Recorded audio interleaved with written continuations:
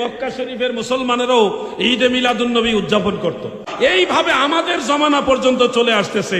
জানি যে চাপাবাজিতে আমি পারবো না অনেকের সাথে, কিন্তু ইনশাল্লাহ দলিলে আপনি আগাইতে পারবেন না নিশ্চিত। এই লোকটার ইতিহাস পড়ে দেখছি, ওই লোকটা গালিবাজ ছিল। সাহাবীরা যেটা করেন এটা করা যাবে না। আপনারা সাহাবীদের চেয়ে বেশি বুঝেননি। তাহলে ইজতেমার ব্যাপারে, সিরাতুন নবী মাহফিলের ব্যাপারে, তাফসীরুল কোরআন মাহফিলের ব্যাপারে, চরমোনাই 3 দিনের মাহফিলের ব্যাপারে, বিভিন্ন সালাফীদের সম্মেলন সহ মাদ্রাসার বাৎসরিক সম্মেলন, এই ক্ষেত্রে প্রশ্ন আসে না কেন যে সাহাবারা যেহেতু করে না আমরা সিরাতুন নবী মাহফিল করব না? এই প্রশ্নগুলি আসে না। মূল কারণ হলো এরা অরিজিনালি ওই দলিল আর উসুল বিষয় না, মূল বিষয় হলো তারা নবীর মিলাদ পছন্দ করে।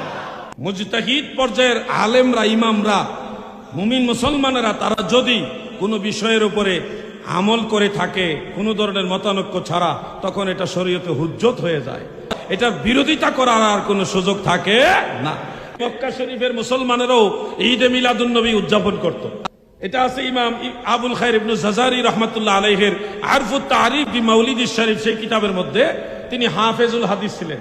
তিনি সেই কিতাবে লিখতেছেন, ইয়াখরুজু আহলু মক্কা ইয়াউমাল মাউলিদ ফি কুল্লি আমিন।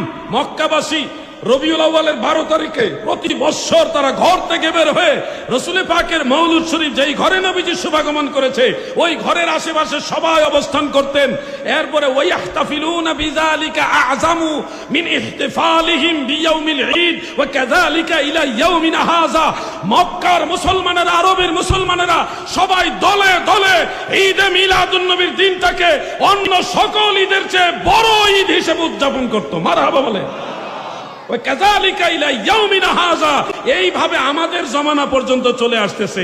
ওই সময়কালটা ছিল ইমাম ইবনে রজব হাম্বলী রাহমাতুল্লাহ আলাইহির সময়কাল। এখন মক্কার মুসলমানরা যে ঈদে মিলাদুন নবী উদযাপন করে, এটার ব্যাখ্যা ইবনে রজব হাম্বলী ফাতহুল বারি শরহে বুখারীর প্রথম খণ্ডের 174 পৃষ্ঠার মধ্যে তিনি লিখতেছেন এইভাবে, ফাআম্মাল আ'য়াদুল্লাতী ইয়াজতামাউ আলাইহিন নাস ফালা ইয়াতাজাওয়াজু বিহা শারাআহুল্লাহু লিরাসূলিহি ওয়া শারাআহুর রাসূলু লিউম্মতিহি।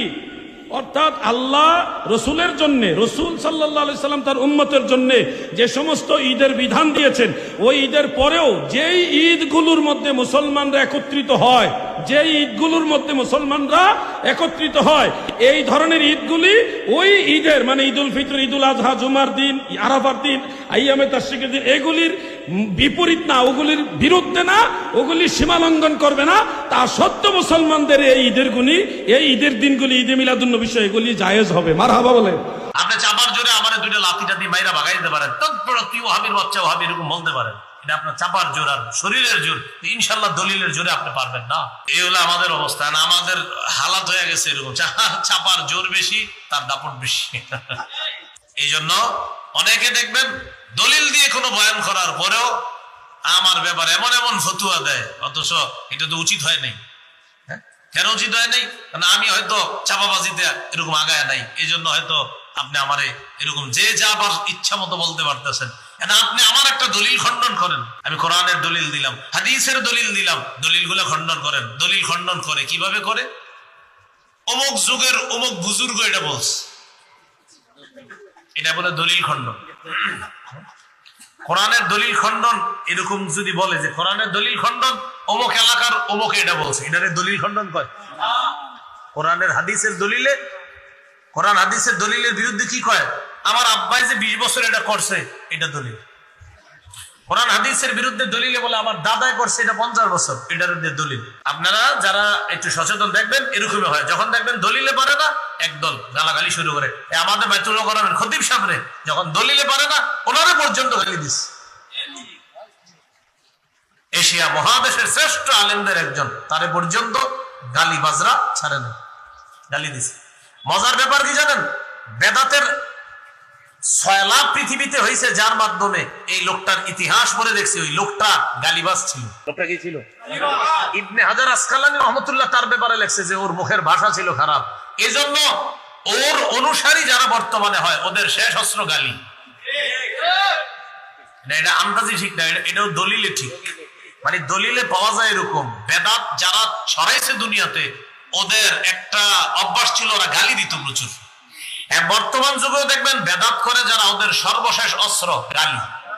আল্লামা আমর শরীর রহিমাহুল্লাহকে এমন এমন ভাষায় গালি দিচ্ছে ওনার জীবদ্দশায় আমাদের দেশের অনেক আদর্শ ব্যক্তিরা। তো গালি দেওয়ার পর আমি চিন্তা করি, আচ্ছা উনি গালি দিল কেন? পরে আমি ইতিহাস খুঁজলাম, খুঁজে দেখলাম বেদাতের 6 লাভ যে করছে পৃথিবীতে, ওর মুখের ভাষা ছিল ভয়ঙ্কর, খুব গালিবাজ ছিল। এই জন্য ওর অনুসারীদের সর্বশেষ অস্ত্র গালি। গালি বাকি এতে আমি কষ্ট পাই না। কেন পাই না জানেন? তখন চিন্তা করি, আমার যদি কিছু কয়, মনে করেন আমারে যদি বলেন আপনার গালি দিল, কিছু বললেন, আমি বলি গালি দিল, কি বলবেন আপনি? কেন বলবেন না? আমি বললাম অনুসারী যাদের ওনারা, তারা তো গালি দিত, উনি গালি দিলে আপনি কষ্ট পান কেন? কারণ আমাদের বড় বড় ওলামায়ে কেরাম তাদের গালি খাইছে, আমরাও তাদের গালি খাই। কেমন?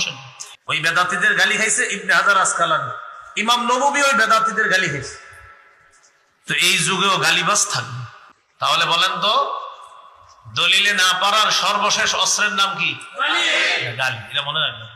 গালি বাই অমুক, বাই মানে অনেক নাম লিখবেন আপনি, বেদাতি হুজুর কয়েকজনের, দেখবেন গালির লিস্ট হিসেবে। আর আপনারা মনে মনে বলতে, হুজুর বেদাতি হুজুরকে, যে বেদাতি করে সে। যদি বলেন হুজুর অমুকে বেদাতি, তো বেদাতি করলে অমুকে বেদাতি। কথা কি বুঝতেছেন? সোজা আমল কইরা জান্নাতে যাওয়ার চেষ্টা করে। আব্বাই করছে আর দাদাই করছে, এগুলো আর বললেন না।